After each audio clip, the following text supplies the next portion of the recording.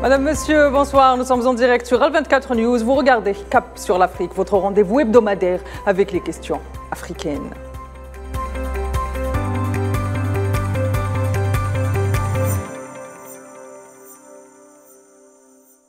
Comme vous le savez sans doute, la question de la paix et de la sécurité se sont imposées comme des priorités pour nos jeunes nations africaines, et ce, dès leur indépendance. Bien que les avancées majeures ont été réalisées, cela dit, la question demeure encore au cœur des préoccupations. Et pour cause, bon nombre d'abcès sécuritaires minent encore l'Afrique. Dans ce monde qui se veut globalisé, le développement est tributaire de la sécurité et vice-versa. On a depuis longtemps dépeint notre continent comme celui de tous les dangers et en raison de ces conflits qui le rongent. Mais comme vous le savez, là aussi, quand il est question de l'Afrique et de ses maux internes, les ingérences des puissances occidentales sont souvent des facteurs communs et endémiques. Qu'il s'agisse de la violence interethnique ou de conflits armés en tout genre, de fait, ces abcès africains sont des questions d'ordre international en raison des ingérences. L'Afrique aux Africains, dit l'adage, et affirme les peuples. Et face à un monde qui bouge à la lumière des tensions entre les puissances, ce n'est plus un adage, mais une nécessité. Madame, Monsieur, ce soir, je vous propose un zoom sur la sécurité et la paix en Afrique. Un zoom qui se veut avant tout objectif. Et pour en parler, j'aurai le plaisir d'être accompagné de 3 habitués de Cap sur l'Afrique. Omar Benbarti, analyste politique qui nous rejoint depuis Oran. Bonsoir, Omar. Bonsoir, Tien Hinan. Merci de me recevoir. Merci d'avoir accepté mon invitation. Et de Gamel Labina, observateur des questions internationales, mais aussi journaliste. Bonsoir, Gamel. Merci d'avoir accepté mon invitation. Bonsoir, merci pour l'invitation, Tina. Mais aussi de Théophile Hamel, chercheur en histoire militaire. Je vous préviens, Monsieur Hamel, ce soir, je parle sous votre contrôle. Je ne vous mets pas la pression, vraiment pas. Bonsoir, Monsieur Hamel. Bonsoir. Messieurs, merci d'avoir accepté mon invitation. Mais avant d'entamer cette discussion, je vous propose d'abord ce sujet signé Mohamed Wali Ben Chaban pour la rédaction du 19 Info. Je rappelle que Mohamed Ben Chaban a été l'envoyé spécial d'Al24 News lors de la conférence de haut niveau sur la paix et la sécurité en Afrique qui s'est déroulée la semaine dernière à Oran. Le 10e séminaire d'Oran sur la paix et la sécurité en Afrique a ouvert ses portes ce dimanche à Oran, marquant une décennie d'échanges fructueux. Cet événement prestigieux réunit des diplomates africains membres du CPS, unissant leurs efforts pour guider les nouveaux membres africains rejoignant le Conseil de sécurité de l'ONU dans la préparation des enjeux cruciaux liés à la paix et à la sécurité. Les questions économiques ne sont pas en reste. J'espère vraiment que le problème va être résolu très prochainement. S'agissant de la réalisation du gazoduc transsaharien, ce n'est pas quelque chose de facile, vu la situation actuelle. Mais des progrès notables ont été relevés dans la partie algérienne et nigériane. Le processus d'Oran a joué un rôle vital en facilitant le dialogue et la collaboration entre les pays africains, contribuant ainsi à renforcer la coopération internationale en matière de stabilité africaine. Pour le Soudan, nous avons la feuille de route de l'Union africaine. L'aspect le plus important est de parvenir à un cessez-le-feu permanent. Et deuxièmement, les intérêts des pays voisins doivent être pris en compte. Tous ces pays doivent avoir un rôle sur le chemin de la paix et doivent travailler également sur la feuille de route de Jeddah. J'appelle les deux parties, y compris les forces armées et les forces de soutien rapide, à respecter les obligations de la feuille de route de Jeddah. Il existe de nombreux accords, mais ils ne sont pas respectés. Les diplomates présents partagent une vision commune de la nécessité de traiter les défis complexes qui entravent la paix, la prospérité et le développement durable en Afrique. Donc voilà, notre émission va commencer et je commence avec M. Benbarti, l'aîné de mes invités, comme vous le savez. Comme j'aime à le dire souvent, l'Afrique, c'est le continent des valeurs. M. Benbarti, un point pédagogique s'impose à nous.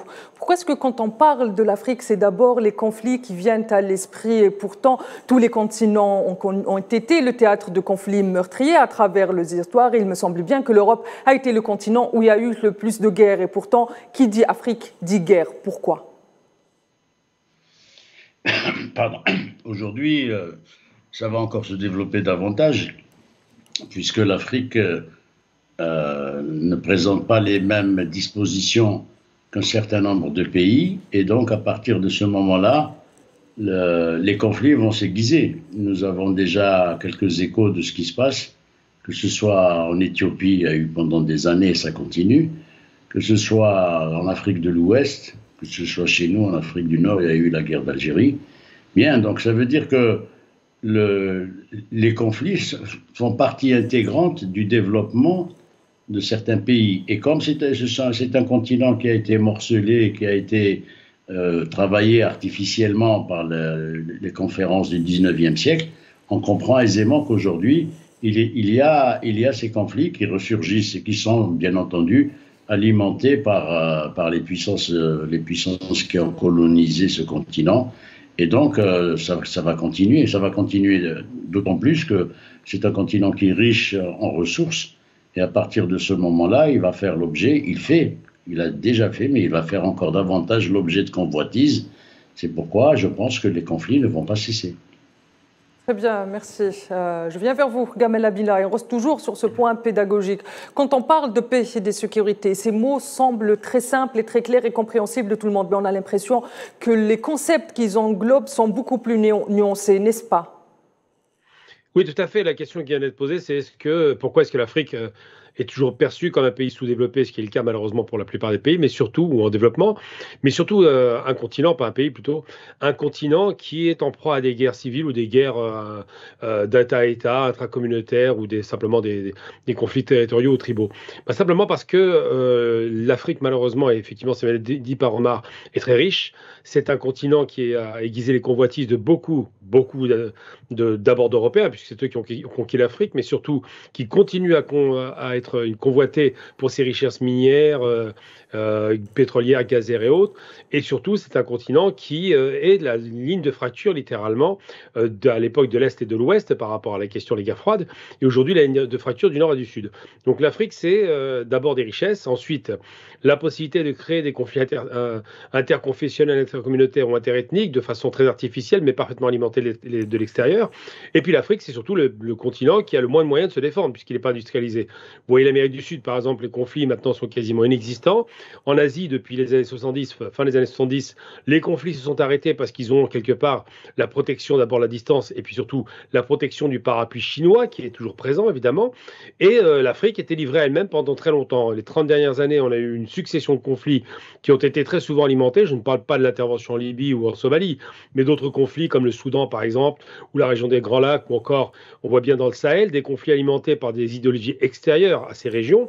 Eh bien, ces conflits ont été largement alimentés aussi en armes, en équipement, en idéologie externe aux régions. Donc ça fait que, pour des raisons simplement de volonté de piller les richesses de ces pays gratuitement, quasiment, eh bien, on a alimenté les conflits parfaitement artificiels.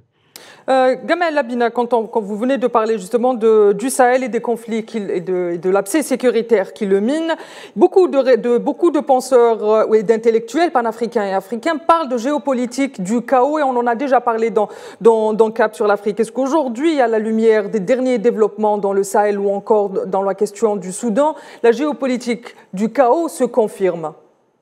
Tout à fait. On voit bien qu'il y a des stratégies qui avaient été mises en place au Moyen-Orient, avec le fameux Grand Moyen-Orient, Afrique du Nord, où on a décidé de diviser les États en 2 ou 3 parties. On l'a vu avec l'Irak, la tentation était belle aussi en Syrie. On l'a vu avec le Somalie, qui est atomisé en 4 États parfaitement incapables de pouvoir se coordonner. On le voit bien avec le Soudan, ils ont failli le diviser en 3 parties. Donc à chaque fois, il y a une géopolitique du chaos, parce que ce soit des conflits de haute intensité ou basse intensité, comme c'est le cas actuellement, eh bien, ça n'empêche pas d'exploiter les richesses. On voit bien en Libye, il y a une guerre civile et pour autant, le pétrole coule à flot. Pour pas cher en plus. Donc en Afrique, dans la région des Grands Lacs, on voit bien que ces conflits ont été alimentés de l'extérieur et qui sont largement le produit d'une réflexion occidentale et américaine particulièrement, qui a réfléchi à cela avec ces fameuses géopolitiques du chaos qui existent effectivement un peu partout, où ils considèrent qu'on peut tenir les richesses tout en continuant à alimenter les guerres et tout en gagnant sur les 2 tableaux finalement. Les richesses sont pillées ou ne sont pas chères, et puis surtout les gens qui doivent faire le conflit doivent être alimentés en armes qui viennent d'où, je vous le donne dans le mille, des grands fabricants d'armes occidentaux en général, des armes de petit calibre. Ce n'est pas des grandes armes, mais ça suffit largement pour massacrer les populations.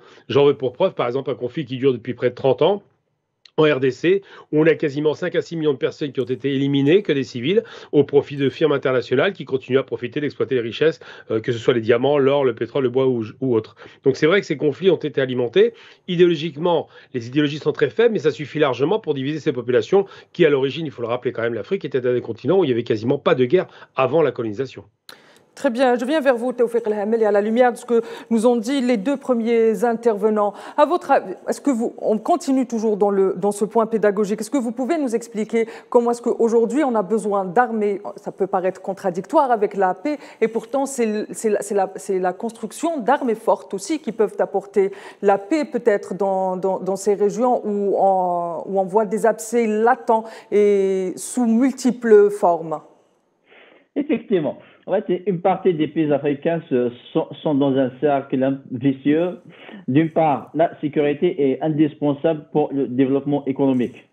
Pour devenir compétitif sur le plan économique, attirer des investisseurs étrangers, il faut garantir la sécurité de ces investissements.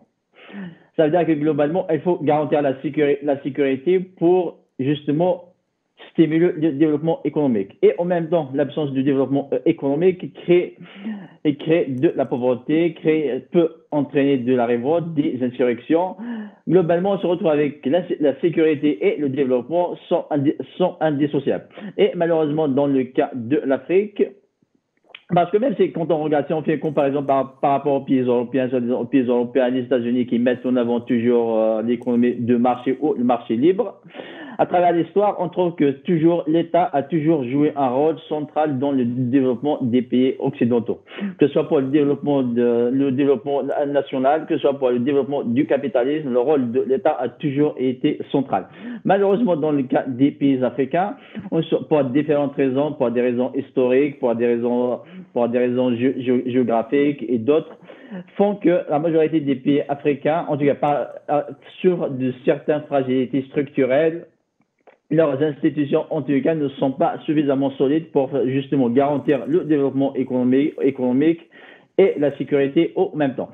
Cela entraîne justement le recours à des puissances étrangères ou des puissances étrangères qui s'invitent par elles-mêmes pour imposer certaines politiques, pour avoir des aides.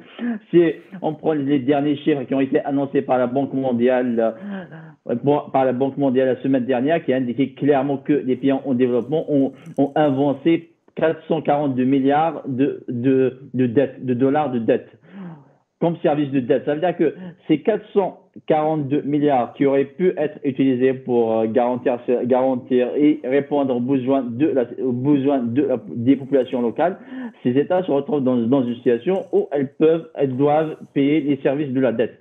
Tout ça, finalement, cela ne fait qu'aggraver la situation des pays, en tout cas des pays pauvres. Malheureusement, nous sommes dans une logique dans un système international anarchique où c'est la loi du plus fort qui décide, qui détermine le cours des événements. Vous avez l'économie de marché où c'est les marchés qui dictent même les valeurs sociales, les valeurs sociales. Et on se retrouve malheureusement, les pays africains, pour l'instant, ils ont essayé à travers certaines organisations régionales, notamment l'Union africaine, justement pour peser sur le plan international, pour imposer et changer la direction ou le modèle de développement qui a été imposé pour l'instant. Mais malheureusement, pour l'instant, ça reste insuffisant. Et globalement, pour ajouter juste un élément, quand on prend dans le cas de l'Afrique, actuellement, vous avez 7 des 14 opérations de maintien de paix de l'ONU les plus importantes sont en Afrique. Mais en même temps, ça c'est un élément, et en même temps, les pays africains contribuent de plus en plus aux opérations de maintien de paix. Presque 80% des soldats des opérations de maintien de paix viennent des pays africains. Cela signifie, même s'il y a des difficultés, en même temps, vous avez également des services de sécurité, des armées des pays africains qui se modernisent et contribuent justement à garantir la paix et aux opérations de maintien de paix de l'ONU. On va revenir sur ce point des opérations de maintien de paix à l'ONU en Afrique et des soldats, des Africains qui rejoignent le rang des casques bleus. Mais avant, je reviens vers vous, Omar Ben Barti, si vous me le permettez. Comme vient de l'expliquer Gamel Abina, mais également Taoufik El Hamel, la question du développement est intimement liée à la question de la sécurité. Et la question de la sécurité est intimement liée à la question du développement. Des fois, on croirait on croirait presque à un débat qui est le premier, la poule ou l'œuf. Comment est-ce que ces deux questions sont à la fois en diapason, mais en même temps elles s'imbriquent les unes sur les autres? On sait plus. Est-ce que vous pouvez nous expliquer comment est-ce que les deux points sont intimement liés l'un avec l'autre et ne peuvent pas être dissociés? Et je rappelle aussi que sur cette question, Alger a été très clair concernant la lutte contre le terrorisme. Il n'y a que le développement qui peut endiguer et éradiquer le terrorisme. Oui, mais il faut garder présent à l'esprit que cette question du développement nous est posée en des termes de géopolitique du chaos, comme disait tout à l'heure Gamel Abina. La géopolitique du chaos, c'est un principe de base, un principe de fonctionnement du système qui domine depuis quelques siècles sur cette planète. Donc le développement n'est pas du tout un objectif recherché par ces pays. On a beau citer les chiffres de la Banque mondiale et l'aide au développement et tout ce baratin qui ne correspond en vérité à rien et qui ne sert effectivement qu'à faire en sorte que le chaos s'installe dans ces pays, que jamais ils ne puissent justement se développer. Ça, c'est un premier point. Le deuxième point, c'est qu'on fait un peu fi de la démographie. Dans ces pays, en particulier en Afrique, on fait beaucoup d'enfants. En Europe, on ne fait plus d'enfants. Même le taux de reproduction naturelle d'une femme est pratiquement n'est pas atteint. Ce qui fait qu'aujourd'hui, ce qui importe pour les pays qui ont pour mission principale d'assurer le chaos et de permettre à leur société de vivre aisément, c'est de faire en sorte que la démographie soit tout le temps diminuée par des guerres. C'est pour ça qu'il y a des génocides, c'est pour ça qu'on a massacré des Tutsis, c'est pour ça qu'on massacre du monde actuellement à Gaza. Donc à partir de ce moment-là, il ne faut rien attendre d'un système qui fonctionne sur le chaos. S'il fonctionne sur le chaos, il ne va pas privilégier le développement. Et tout le baratin qu'on a sorti sur l'aide au développement, les programmes de développement de la Banque mondiale, est-ce que vous connaissez, citez-moi, un seul pays sur cette planète qui s'est développé grâce au financement des organismes de Bretton Woods, que ce soit le FMI et encore moins la Banque mondiale, qui est censée assurer ce genre de... Citez-moi-en un seul, ça n'existe pas. On a eu beau déverser un peu d'argent, mais cet argent est parti dans la capacité de faire en sorte que le système capitaliste se reproduise et cet argent, quand on fait l'analyse détaillée des budgets qui ont été affectés à des pays soi-disant pour les développer, 80% de ces budgets retournent dans les pays d'origine et servent à payer des consultants, des bureaux d'études, enfin des tas de saloperies de ce genre. À partir de ce moment-là, je crois que la seule réalité qui consiste à faire en sorte que ces pays peuvent se développer, et ça a été bien relevé par Gamel Abina, c'est de pouvoir produire leur propre capacité de sécurité, donc de défense, donc de développer une industrie militaire. Puisque jusqu'à présent, les seuls pourvoyeurs fabricants d'armes, ce sont les pays occidentaux, et un peu la Chine maintenant et la Russie. Donc partant de ce principe-là, le jour où ces pays d'Afrique fabriqueront leurs propres armes et contribueront à une industrie militaire pour leur sécurité, peut-être qu'on reviendra à ce qui était décrit tout à l'heure, à savoir un continent où il n'y avait pratiquement pas de guerre. Très bien. Madame, Monsieur, comme vous l'avez entendu lors du sujet signé Mohamed Wali Ben Chaban, à Oran, la semaine dernière, s'est déroulée la 10e conférence de haut niveau concernant la paix et la sécurité en Afrique. Je vous propose d'écouter tout de suite le chef de la diplomatie algérienne qui s'exprimait lors de ce rendez-vous. Nous saluons et nous valorisons les consensus et les engagements, ainsi que les recommandations qui ont été cristallisées dans le cadre de cette session, en fonction d'une vision réaliste et prospective, dont l'objectif principal est l'intensification de nos efforts collectifs, afin de répondre avec précision et efficience aux défis sécuritaires et politiques posés à notre continent. Il s'agit particulièrement du phénomène des changements non constitutionnels de gouvernement, qui se répand à un niveau inquiétant. Nos réunions et nos délibérations n'ont pas occulté les cadres de propagation des fléaux que sont le terrorisme et le crime organisés qui agissent de tout leur poids sur les fondements de la paix, de la sécurité, du développement et du bien-être sur notre continent. L'Algérie est aujourd'hui définitivement prête à assumer son mandat au sein du Conseil de sécurité de l'Organisation des Nations Unies, comme elle est pleinement engagée dans la coordination, la coopération et la solidarité avec ses frères africains. Elle est également entièrement attachée à la voie vertueuse instituée par le processus d'Oran, jalonné par la pureté et la fidélité à l'Afrique et inscrit dans les principes et les valeurs uniques et distinguées de par ses intentions, sa signification et ses objectifs.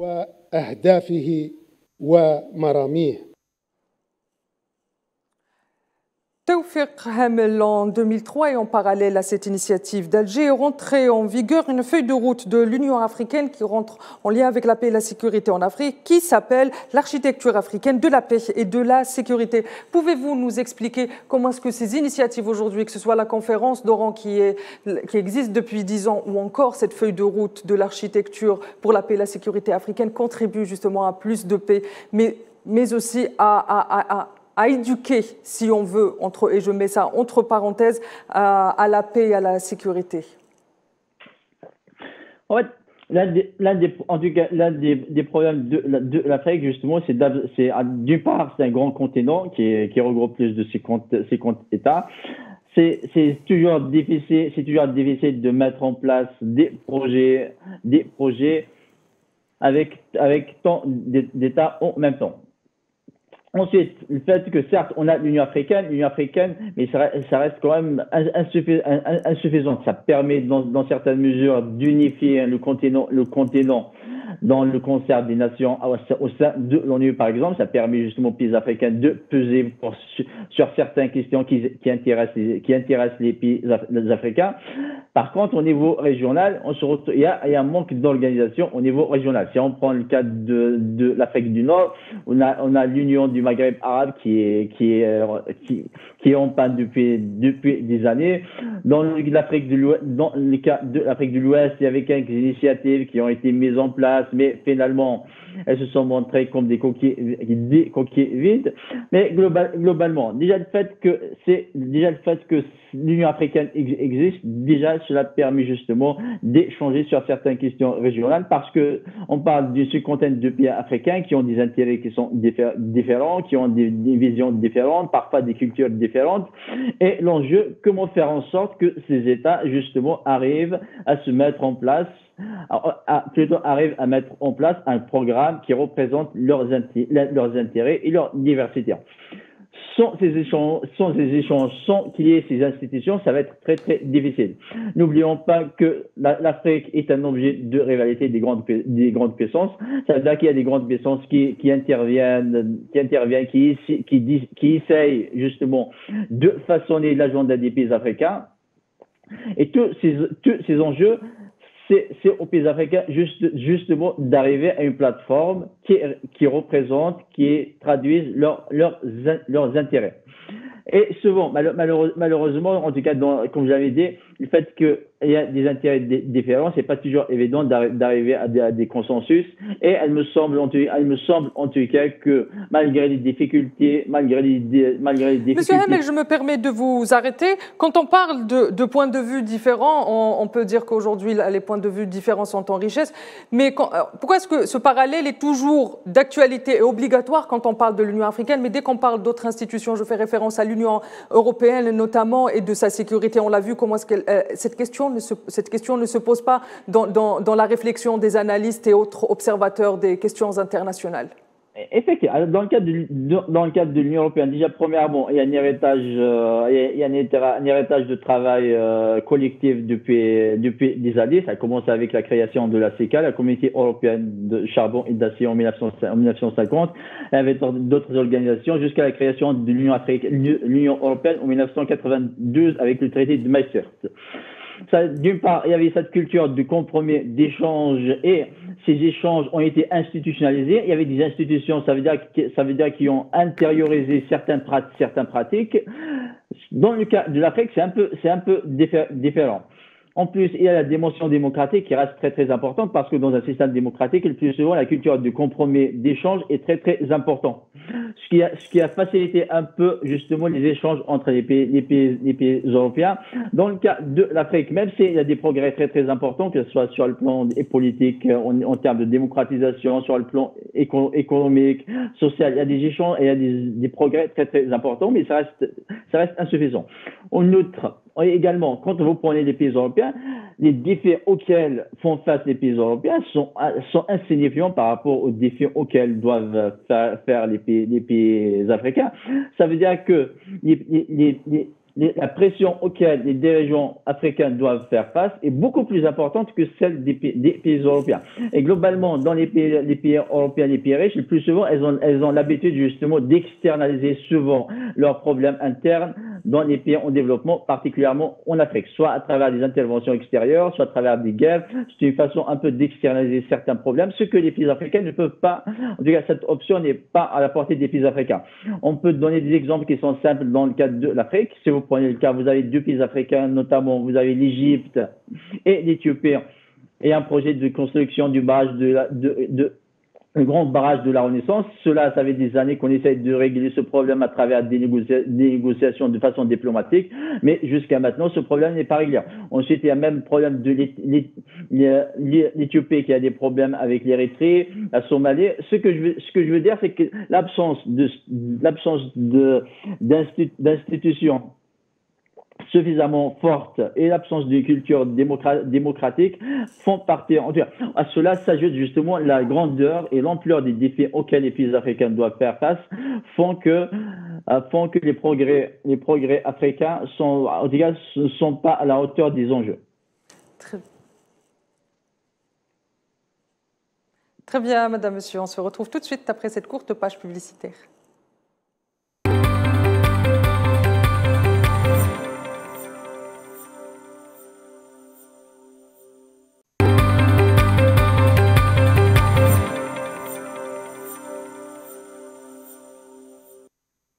Madame, Monsieur, bienvenue dans ce plateau de Cap sur l'Afrique. Et ce soir, on traite la question de la paix et de la sécurité en Afrique. Je viens vers vous, Gamel Abina, et la lumière de ce que vient de nous dire Théophile Hamel, qui a dressé plutôt un portrait noir de la situation en Afrique.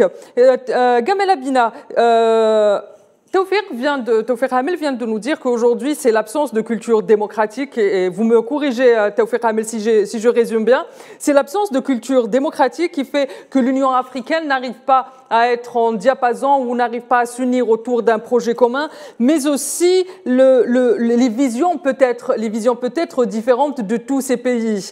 Mais aujourd'hui, comme je l'avais dit à Théophile Hamel, est-ce que déjà on a l'exemple de l'Union africaine, si je peux le citer comme exemple, mais aussi est-ce que finalement ce n'est pas justement les ingérences de l'Union européenne qui empêchent l'ensemble de ces pays, parce que vous l'avez vous-même dit tout à l'heure, l'ensemble des APC africains sont toujours en cohérence, ou bien avec le point commun, c'est finalement les ingérences étrangères. Moi, je ne serais pas vraiment d'accord avec Théophile Hamel pour le coup, parce que mettre la démocratie dans la balance en prétendant que c'est un moyen d'éviter les guerres, ça me paraît extrêmement léger. Je vais prendre un exemple très concret. En Afrique, on a quasiment, je ne sais pas combien de pays qui s'appellent républiques avant d'avoir le nom du pays. Donc ça veut dire qu'il y a beaucoup de républiques. C'est d'ailleurs le continent où il y a quasiment plus de royaumes, contrairement à l'Europe, où les trois quarts de l'Europe sont des royaumes, avec un système parlementaire, effectivement. Mais ce n'est pas la démocratie qui empêche les guerres. Preuve en est, je veux dire, les démocraties de l'entre-deux-guerres, que ce soit Weimar qui devient un système hitlérien, est une démocratie au démarrage. Les guerres arrivent et c'est un massacre sans nom. Ensuite, l'autre aspect, c'est de se dire... Qu'est-ce qui alimente les guerres? C'est ça qui doit être questionné. Si en Europe, il n'y a plus de guerre, ce n'est pas parce qu'ils sont démocrates, ça c'est pas vrai. La démocratie a conduit à des pouvoirs extrêmement dirigistes, voire militaires ou des dictatures. Tous les pays qui se faisaient la guerre en Europe étaient dirigés par des militaires. Il ne faut jamais oublier cela. Que ce soit l'Espagne de Franco, que ce soit l'Angleterre, où c'était dirigé par un militaire, il ne faut jamais perdre de vue, que ce soit Churchill, donc, que ce soit De Gaulle en France, que ce soit évidemment Hitler ou Mussolini, tous des militaires jusqu'aux soviétiques. Donc, la question de la démocratie peut conduire à des guerres, ça c'est indiscutable, hein. L'autre aspect qu'il ne faut pas perdre de vue, c'est le fait que ceux qui alimentent les guerres en Afrique viennent de l'extérieur, très souvent. On crée des concepts comme par exemple les ethnologues, on crée des ethnies. Ils ont fait croire qu'il y avait des ethnies en Afrique. Alors, ils ont réussi à classer... on parle d'ethnie en Afrique, mais on parle d'études de civilisation quand il est question de l'Europe ou de l'Amérique du Nord. Tout à fait. Donc en Afrique, c'est des ethnies. Dans les pays arabes, c'est pas des ethnies. Ils ont trouvé un autre système. Ils ont appelé ça des tribus. Donc on est tous tribaux, sauf l'Algérie, bizarrement. Et en Europe, c'est plus des tribus, c'est plus des ethnies, c'est un peuple. C'est une communauté. C'est une sorte d'ethno-communauté européenne blanche et homogène, plus ou moins chrétienne. Mais en vérité, c'est faux. Donc l'idée de la démocratie tombe littéralement par terre à partir du moment où je suis pas un grand fan de la démocratie quand on voit le système de confiscation du pouvoir par des élites qui sont bourgeoises et uniquement bourgeoises, hein, c'est ceux qui ont le pouvoir réel et qui peuvent participer aux élections. Et je prends l'exemple de l'Amérique du Sud, par exemple, ou surtout l'Asie, où il n'y a plus de guerre du tout et c'est quasiment aucune démocratie en Asie. On peut imaginer que l'Inde est une démocratie, quoi, qu'on peut en dire des choses. Mais tous les autres pays asiatiques, c'est quasiment sont des dictatures. Et pour autant, le développement dirigé par un État dictatorial comme la Chine a permis non seulement qu'il n'y ait pas de guerre du tout, et c'est un pays qui aurait pu tomber en guerre, mais surtout, et c'est le plus important, a permis le bien-être et de nourrir toute leur population. Et c'est quand même, on parle de 3 milliards d'habitants. Donc la question qui se pose, c'est pourquoi en Afrique, on a interdit le développement économique qui induirait nécessairement un calme et une reprise de paix. Pourquoi? Parce qu'en Europe, jusqu'en 1945, ils avaient pratiquement deux millénaires de guerre ininterrompue. L'Europe passe son temps à se massacrer. Et chaque guerre a entraîné des centaines, puis des milliers, puis des millions d'individus qui y passaient. Les deux dernières guerres ont été catastrophiques. La Première Guerre mondiale a tué 20 millions d'individus entre la guerre et les maladies. Et la Seconde Guerre mondiale a tué 60 millions d'individus. Donc là, ils se sont dit, on doit arrêter, sinon on va s'exterminer. Et ils se sont mis d'accord, et là je rejoins Taoufik là-dessus, sur le charbon et l'acier, pour dire, pour trouver la paix, il faut une convergence économique. Il faut se mettre d'accord pour qu'on ait des échanges interéconomiques, faire en sorte que ces échanges nous empêchent de nous attaquer, parce que sinon on va finir par s'exterminer. Et donc ça a fonctionné, effectivement. La condition sine qua non du bien-être, c'est la sécurité évidemment, mais évidemment la sécurité économique pour garantir non seulement que les populations vivent normalement, mais surtout que les États ne se fassent pas la guerre pour des questions évidemment de volonté de conquérir pour voler la richesse de l'autre. Et ces questions-là doivent se poser avec acuité en Afrique. Si l'Afrique commence à se développer en ayant une base sécuritaire déjà établie, en étant autonome économiquement, eh bien, les objectifs de guerre vont être de plus en plus allumés, parce que quand les gens sont bien chez eux, qu'il y a un bien-être et qu'il n'y a pas de concurrence d'État à État, par exemple, eh ben les guerres s'annulent de fait. Mais il faut une sécurité, et la sécurité, il faut l'avoir vis-à-vis de l'extérieur, pas entre Africains. Les guerres entre pays africains sont quasiment inexistantes. Par contre, les guerres civiles sont alimentées, comme je le dis, de l'extérieur. Donc le fait qu'il y ait des démocraties, pour moi, c'est un système de luxe. Il faut être riche pour être démocrate.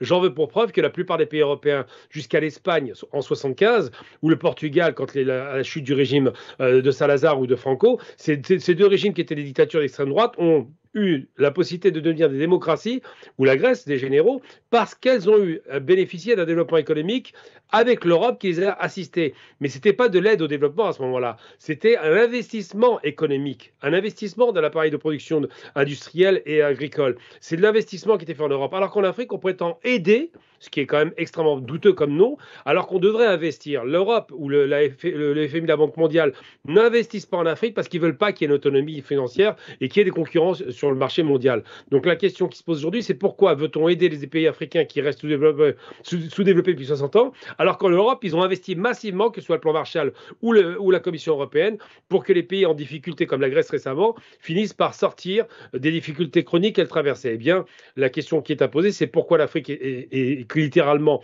mise à terre. C'est parce qu'il y a des intérêts extérieurs qui ont tout intérêt à continuer à vendre du poisson aux Africains, plutôt que, comme disaient les Chinois, à apprendre aux Africains à pêcher leur propre poisson et n'avoir plus besoin d'acheter le poisson de l'extérieur.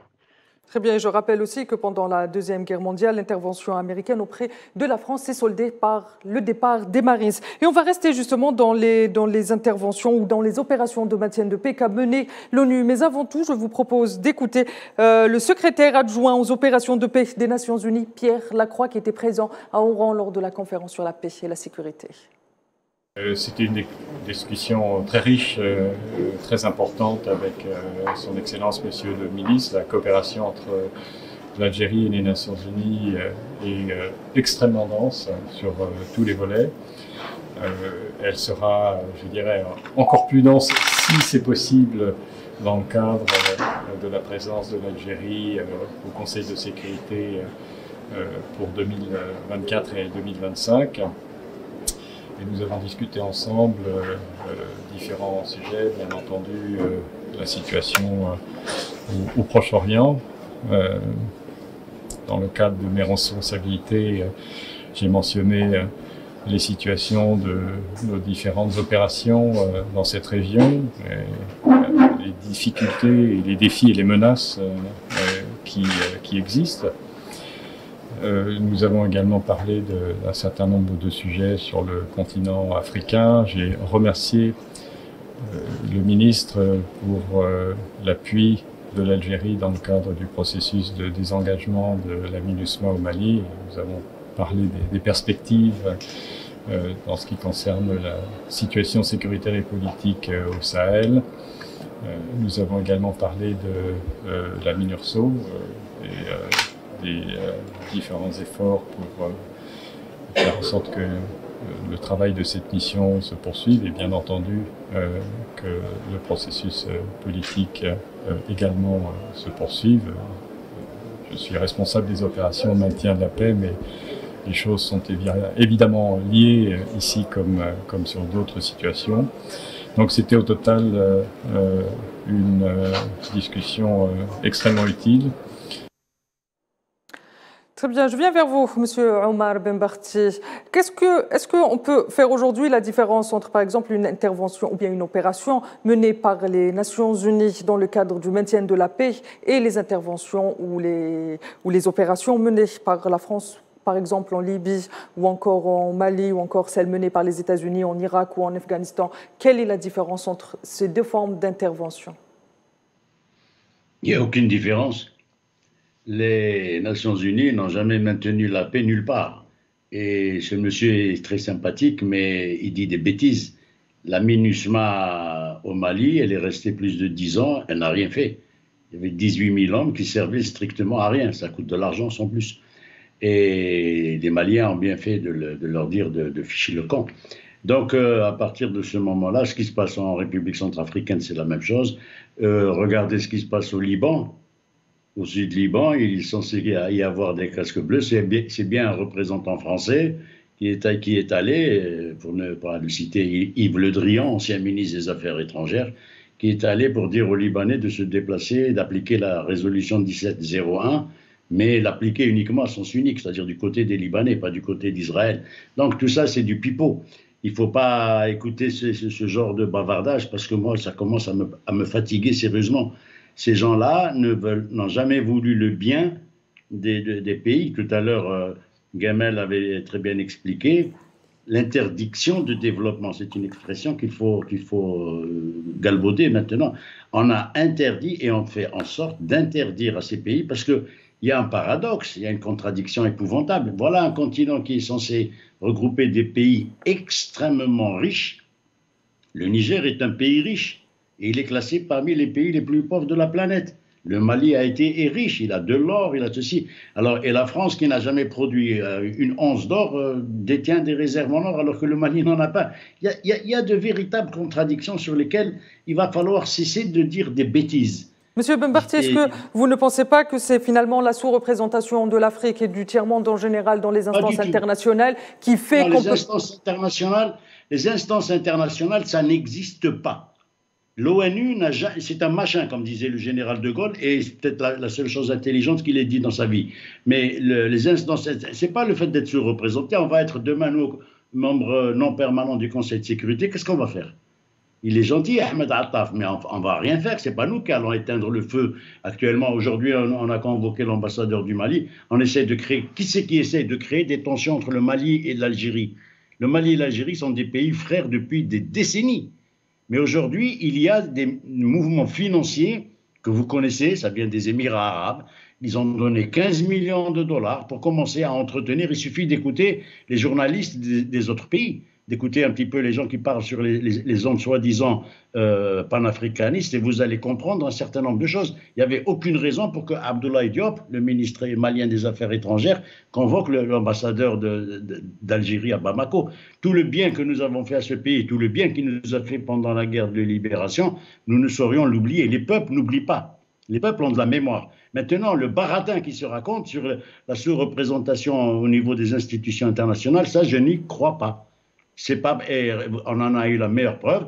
Il y a un peuple qui se fait massacrer depuis plus de 2 mois, tous les jours, des femmes et des enfants, vous le savez très bien. Et le veto a été exprimé par un seul pays au monde qui s'appelle les États-Unis d'Amérique. Et le Conseil de ce que vous appelez les Nations Unies s'est couché. Ils n'ont rien fait. Et personne ne fera rien parce que la force s'exprime. Il ne faut pas rentrer dans les débats sur la démocratie, la sous-représentation, l'aide au développement. Tout ça, ce sont des concepts qui sont dépassés, éculés. Nous allons rentrer en 2024. Il y a une nouvelle vision, il y a un nouvel ordre planétaire qui est en train de se mettre en place. Et je vous prie de croire, je prends le défi ici devant vos caméras, que 2024, ce sera une année charnière dans le changement de ce qui se passe actuellement à l'échelle planétaire. Monsieur Taoufik Hamel, est-ce que vous êtes d'accord avec la critique acerbe, mais aussi dure, que vient de mettre en place Omar Ben Barti face à l'ONU? Est-ce que vous ne pensez pas finalement que peut-être une réforme de l'ONU ou bien endiguer le droit de veto pourrait arranger les choses? Ce n'est qu'un exemple. De mon point de vue, elles me semblent c'est important. Les institutions internationales sont importantes. Le système international a beaucoup évolué depuis le 18e, 19e siècle et aujourd'hui, certes, vous avez une organisation de l'ONU, certes, elle n'est pas assez représentative, n'est pas efficace, mais dans certains, si on regarde un peu à l'histoire, dans les années 60, 70, lorsqu'on a fait évoluer le système économique mondial et l'Algérie à l'époque était un acteur dans la matière, justement, cela s'est fait justement à travers l'ONU. Si on prend en considération la résolution 1562 de 1960 qui a mis justement fin à la décolonisation, jusqu'à cette date, on a toujours considéré les pays en développement, les pays africains comme, en fait, l'idée c'était de dire qu'on ne va pas leur accorder l'indépendance jusqu'à ce qu'elles montrent une certaine capacité à se gouverner et à gouverner. Il a fallu attendre la résolution de 1960 pour que justement cela change complètement. Ce que je veux dire, c'est que malheureusement à travers l'histoire, le système international a toujours été, en tout cas les normes, les institutions le plus souvent ont été façonnées par les grandes puissances. C'est un système anarchique dans lequel la loi du plus fort qui détermine, qui décide, comme disait Hobbes, l'homme est un loup pour son frère homme. Ça veut dire que c'est la force qui détermine.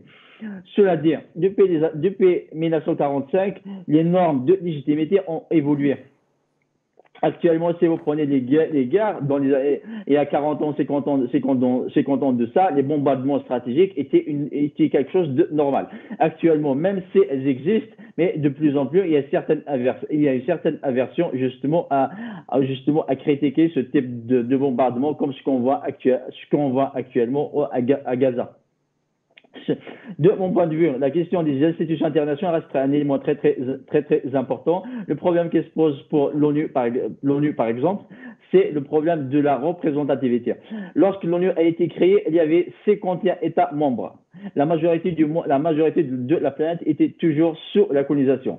Actuellement, on passe de 51 États à 193 États et le problème qui se pose, les institutions de base, les institutions les plus importantes, notamment le Conseil de sécurité, est resté le même. C'est comme s'il n'y a aucun changement. Alors que la réalité géopolitique, économique et militaire a beaucoup évolué et a beaucoup changé depuis 1945. Malheureusement, les institutions qui existent actuellement ne sont pas assez représentatives. D'ailleurs, l'une des raisons pour lesquelles on voit l'émergence de certaines institutions comme le G20 par exemple, la création de BRICS, l'organisation de Shanghai, pour une simple raison, parce que les organisations qui existent ne sont plus efficaces, n'arrivent plus à répondre aux besoins de l'humanité. Et à partir de là, comme elles ont montré une certaine inefficacité, et on est en train de chercher d'autres institutions justement pour reprendre le défi. C'est juste pour reprendre sur la question le rapport entre la démocratie, le développement et la paix en fait, les chercheurs sur cette question, il y a une certaine ambiguïté entre le rapport qui existe entre la démocratie et le développement et entre la paix et le développement. Ça reste en tout cas pour l'instant, il y a différentes thèses sur le sujet, mais je reste en tout cas convaincu que la question de la culture démocratique reste un élément très très important. Il suffit juste de voir dans le cas des pays africains, récemment il y avait plusieurs coups d'État pour une simple raison, parce que la personne qui a été désignée, qui a été élue, refuse justement de céder sa place parce qu'il y a l'absence justement de cette culture de compromis, d'échange. Et elle me semble la culture du compromis, d'échange est un élément très très important, particulièrement dans des sociétés multiethniques comme en Afrique. Il y a des sociétés qui sont minées par la pauvreté, par des interventions étrangères. Ensuite, elles sont multiethniques. Elle me semble de ce point de vue que la question de la culture du compromis, de la démocratie, pourrait aider dans certaines mesures justement à apaiser certaines tensions. Très bien, je viens vers vous, Gamel Abinaï, à la lumière de ce que viennent de nous dire nos deux intervenants. À votre avis, quels sont les jeux et les acteurs des abcès africains et à qui ils servent? Simplement, c'est que les acteurs, on les connaît. Alors, ça vient d'être évoqué par rapport à l'ONU, parce qu'il faut rappeler quand même l'importance de ces instances internationales qui sont antidémocratiques. On a 5 membres permanents, il n'y a pas un seul membre africain. C'est-à-dire que tous les continents sont représentés, l'Amérique évidemment avec l'Amérique du Nord, l'Europe évidemment avec l'Angleterre et la France qui ne pèsent plus grand-chose sur un plan politique et économique, la Russie, ça va de soi, donc 3 pays européens, que ce soit oriental ou occidental, et la Chine pour représenter l'Asie. Donc voilà, on a tous les acteurs qui ont un droit de veto, qui est donc un système antidémocratique, qui est une dictature législative qui a été installée, qui était réglementée dès le départ par les États-Unis et par les autres membres, pour dire, voilà, on prend une décision à l'unanimité, mais si jamais on n'est pas d'accord, une seule voix, celle d'un de ses membres, autorise à ne pas appliquer la décision. On voit ce qui se passe à Gaza actuellement, ça le prouve. Ça veut dire qu'il y a un système d'État qui se prétend démocratique, qui utilise un engin, un instrument, qui lui est un système dictatorial, le feu du prince, on dit ce qu'on veut quand on veut. Donc pourquoi est-ce que ces acteurs interviennent en Afrique? Alors, pendant les années 60, pendant les décolonisations, ce qui a fait que l'ONU a fonctionné, c'est parce que sur les 5 membres permanents, 3 étaient d'accord pour dire qu'il faut en finir avec la colonisation. 3 et 3,5 parce que l'Angleterre finalement s'est ralliée pour en finir. Donc, comme ils étaient d'accord, il y avait un rapport de force important en faveur de cela et ils ont facilité la négociation pour détruire les empires coloniaux qui étaient les empires français et anglais.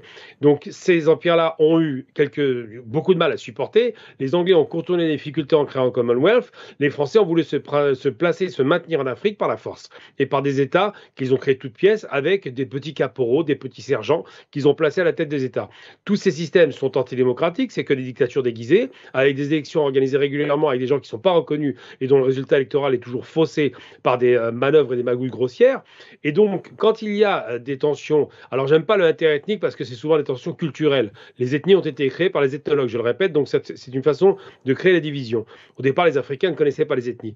Eh bien, quand il y a des tensions alimentées, effectivement, on trouve toujours un moyen pour diviser les pays. On a fait croire, par exemple, que le Soudan du Nord était arabe et que le Soudan du Sud était noir, alors que les Soudanais sont tous noirs. Mais c'est une façon de dire que culturellement, le Nord était arabe et le Sud ne l'était pas, pour créer une ethnie Nord-Sud, arabe par arabe. Ça n'est pas opérant dans les faits, mais ils ont réussi à créer cela, des clivages qui n'existaient pas. Et ces questions-là sont posées avec acuité. Et la raison pour laquelle ces États sont systématiquement attaqués de l'extérieur, alimentés par les guerres civiles de pure facture, enfin de pure fictive en réalité, qui sont fausses. C'est simplement parce qu'il y a des richesses délirantes. On voit bien ce qui se passe en RDC, par exemple. C'est le pays le plus riche au monde. Il a toutes les richesses possibles imaginables, tous les minerais, que ce soit fer, pétrole, gaz, diamants, uranium. Enfin, on ne peut pas imaginer plus de moyens pour réussir. Et pour autant, ce pays est littéralement détruit depuis 30-40 ans maintenant, morcelé en fonction des mines et des zones géologiques qui intéressent les pays limitrophes et les Occidentaux qui exploitent ça, pour faire en sorte que ce pays ne se redresse pas. Il y a un autre exemple très concret qui a été tout à l'heure cité, le Niger. Le Niger est un des principaux pourvoyeurs d'uranium et la France, soi-disant son aide au développement, n'a pas été capable de construire une centrale nucléaire dans le pays pour qu'ils aient l'électricité. C'est-à-dire ce pays éclaire toute la France, un des pays qui consomme le plus d'énergie, mais n'a même pas la possibilité de pouvoir éclairer sa propre population. Eh bien, tous ces éléments-là participent de ces guerres qui sont parfaitement réfléchies de l'extérieur, qui sont encouragées de l'extérieur, et l'Union africaine était un moyen d'empêcher ces guerres. Kadhafi l'a voulu pour ça. Eh bien, qu'est-ce qu'on a fait? On a détruit le créateur de l'Union africaine, qui était la Libye. Très bien, Gamel, merci pour cette réponse. Monsieur Bembarti, vous avez 30 secondes pour un dernier mot et je vous préviens, la tradition dans Cap sur l'Afrique, c'est de finir sur une idée positive. Mais je suis positif, alors qu'est-ce que vous voulez que je vous dise? Vous avez 30 secondes, M. Benbarti. Moi, je crois en l'émergence des peuples. Les gouvernants sont ce qu'ils sont. Ils ont des intérêts personnels particuliers. Ça, on le sait. Il n'y a pas lieu on ne réinvente pas le fil à couper le beurre. Et les peuples ont de la mémoire. Donc, à partir de ce moment-là, l'histoire est écrite par les peuples. Très bien, et merci M. Benbarti de nous avoir accompagnés tout au long de cette émission. Je viens vers vous, Théophile Hamel, vous avez également 30 secondes et pareil, il faut que ce soit positif. Pour moi, l'Afrique n'est plus un objet de charité. Très bien, merci Théophile Hamel, merci de nous avoir accompagnés. Merci messieurs de m'avoir accompagné. Merci à vous très chers téléspectateurs pour votre fidélité. Et vous l'aurez compris, la question de la paix et de la sécurité déchaîne tout autant les passions et on essaiera de revenir dans un autre numéro. Madame, monsieur, je vous laisse avec la suite des programmes sur Al 24 News. Excellente soirée.